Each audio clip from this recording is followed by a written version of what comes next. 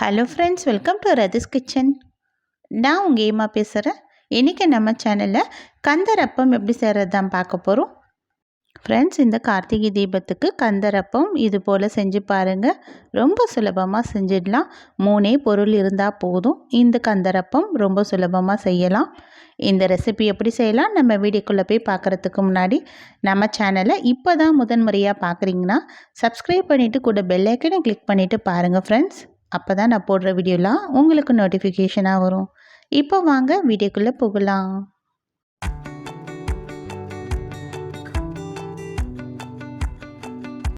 Friends, இந்த kandarappam ready பண்ணுறதுக்காக இப்போ நான் ஒரு டம்ளரில் 3/4 டம்ளர் அளவுக்கு பச்சரிசி எடுத்துக்கிறேன். இந்த பச்சரிசி நம்ம 3/4 டம்ளர் அளவு சேர்த்துட்டோன்னா அதுக்கு மேலே குவியலாக உளுத்தம்பருப்பை நம்ம சேர்த்துக்கலாம். இதை எடுத்து ஒரு பாத்திரத்தில் சேர்த்துப்போம்.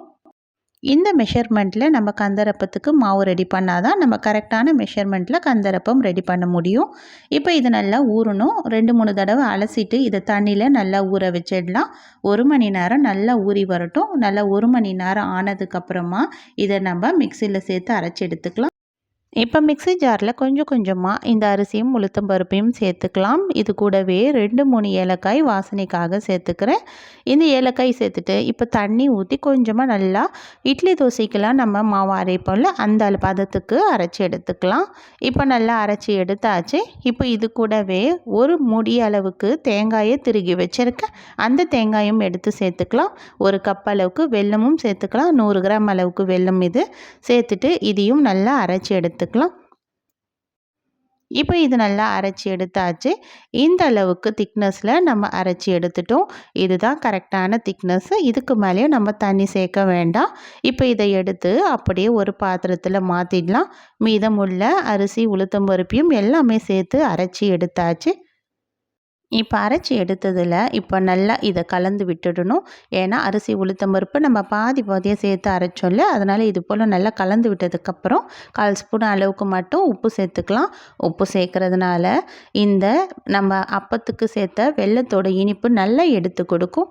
இப்போ மாவு நல்லா கலந்து விட்டாச்சு. கலந்து விட்டதை இப்போ நம்ம அப்பம் ரெடி பண்ணுறதுக்காக இப்போ கடாயில் எண்ணெய் நல்லா சூடாயிருக்கு. ஸ்டவ் லோ ஃப்ளேமில் மாற்றிக்கலாம். மாற்றிட்டு இது போல் ஒரு கரண்டி மாவு எடுத்து அப்படியே ஒரே பக்கமாக நம்ம மாவு சேர்த்துடலாம். இப்போ இந்த மாவு சேர்த்து நல்லா 1 நிமிஷம் ஆனதுக்கப்புறம் இது போல் சவந்து வந்துடுச்சு. இது போல் சவந்து வந்ததுக்கப்புறமா இதை நல்லா திருப்பி போட்டு 2 பக்கமும் நல்லா சவக்க விடலாம். ஒரு 2-3 நிமிஷத்துலேயே இது நல்லா பொன்னிறமாக சவந்து வந்துடும்.